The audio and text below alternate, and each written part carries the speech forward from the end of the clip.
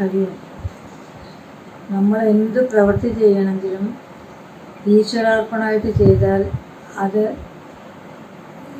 ദൈവത്തിന് ഇഷ്ടപ്പെടും. അല്ല ഇപ്പം നമ്മൾ അമ്പലത്തിൽ പോയിട്ടും മനസ്സിൽ ദുഷിച്ച ചിന്തകളും വീട്ടിലത്തെ വിചാരമാണെങ്കിൽ അമ്പലത്തിൽ പോകേണ്ട ആവശ്യമില്ല. നേരെ മറിച്ച് വീട്ടിലിരുന്നിട്ട് ഭഗവാനെ വിചാരിച്ചാലും മനസ്സിൽ ഭഗവാൻ ഉണ്ടായാൽ മതി. ഒരു ഏട്ടൻ്റെയും അനിയൻ്റെയും കഥയാണ്. ഏട്ടനും അനിയനും കൂടി അമ്പലത്തിൽ പോകണം. അമ്പലത്തിൽ പോകുമ്പോൾ ഇവർക്കൊരു മീനിനെ കിട്ടും. ഏറ്റുമീൻ കയറി വരുന്ന കാലമാണ്, മഴക്കാലമാണ്. അപ്പോൾ ഈ മീൻ കിട്ടിയപ്പോൾ ഏട്ടൻ പറയും, എടാ നീ ഇതിനെ കൊണ്ടുപോയിട്ട് പിന്നെ വേഗം നന്നാക്കി വറുത്ത് വയ്ക്കുക, ഞാൻ അമ്പലത്തിൽ നിന്ന് വരുമ്പോഴേക്ക് പറയും. അപ്പോൾ ഏട്ടൻ പറഞ്ഞ് തട്ടാനും നോക്കിയില്ല. ശരി ഏട്ടാ പറഞ്ഞിട്ട് അതും കൊണ്ടുപോയി.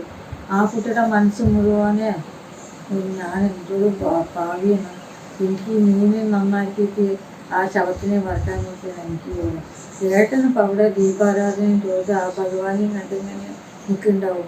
ഞാനിതും ചെയ്തുകൊണ്ടിരിക്കുന്നത് എന്താ ചെയ്യാല്ലേ, എൻ്റെ വിധി എന്നൊക്കെ പറഞ്ഞ് ഈ കുട്ടിയുടെ മനസ്സ് ഈ മീൻ നന്നാക്കലും വറുക്കലിലും അല്ല, ശരീരം കൊണ്ടൊക്കെ ചെയ്യണമെങ്കിൽ അവൻ്റെ മനസ്സ് മുഴുവൻ അമ്പലത്തിലായിരുന്നു.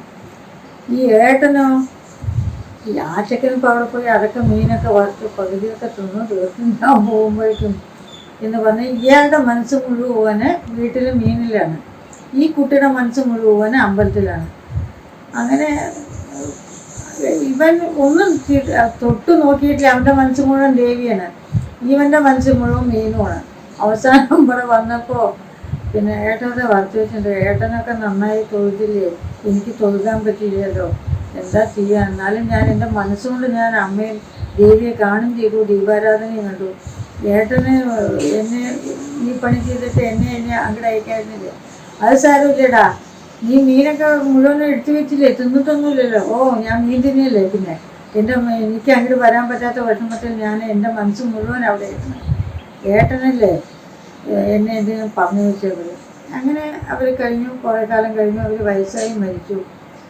അനിയൻ സ്വർഗത്തിലും പോയി, ഏട്ടൻ നരകത്തിലും പോയി. അപ്പോൾ ഇതിന്ന് എന്താ മനസ്സിലാക്കേണ്ടത്? അമ്പലത്തിൽ പോയിട്ട് കാര്യമില്ല.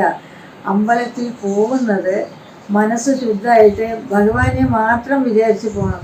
അല്ലാണ്ട് വീട്ടിൽ പോയി മീൻ എന്താ ചെയ്യാവോ, കുട്ടികളെന്ത് ചെയ്യുമോ, കോഴി അടച്ചുകൊണ്ടോ അങ്ങനെയൊന്നും ഒരു പണി ചെയ്യണമെങ്കിൽ അതിൽ ശ്രദ്ധ അറിയിക്കുക. വീട്ടിലാണെങ്കിൽ വീട്ടിലത്തെ ശ്രദ്ധിക്കുക. അമ്പലത്തിൽ പോയാൽ അമ്പലത്തിലത്തെ അമ്മയെ കാണുക, തൊഴുക, വല്ല നാമം ജപിക്കുക, അതാണ് ചെയ്യേണ്ടത്. അല്ലാതെ എല്ലാവരും അമ്പലത്തിൽ പോകണം, ഞാനും അമ്പലത്തിൽ പോകണം, മനസ്സ് മുഴുവൻ വീട്ടിൽ. ഇപ്പം 99% അങ്ങനെ തന്നെയാണ്. ഗൃഹസ്ഥാശ്രമികൾക്ക് വീട് കഴിഞ്ഞിട്ടേ ഉള്ളൂ ബാക്കിയെല്ലാം.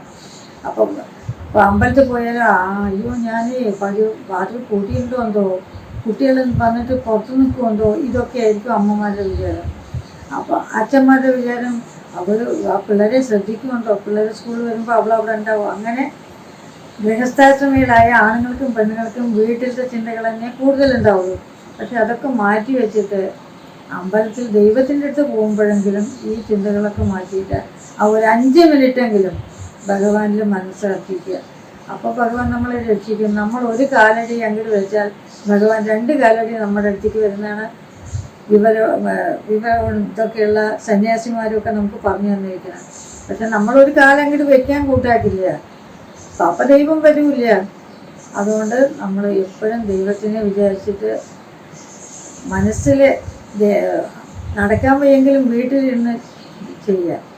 ഇപ്പം നടക്കാൻ വയ്ക്കുമെങ്കിലും നമ്മൾ ദൂര സ്ഥലത്താണ്, നമ്മുടെ ഇഷ്ട ദൈവത്തിനെ കാണാൻ പോകാൻ പറ്റിയില്ലെങ്കിലും മനസ്സിലാ ദൈവത്തിനെ കാണാൻ. അങ്ങനെയൊക്കെ ഇരുന്നാൽ ഭഗവാൻ നമ്മുടെ മനസ്സിലാണ്.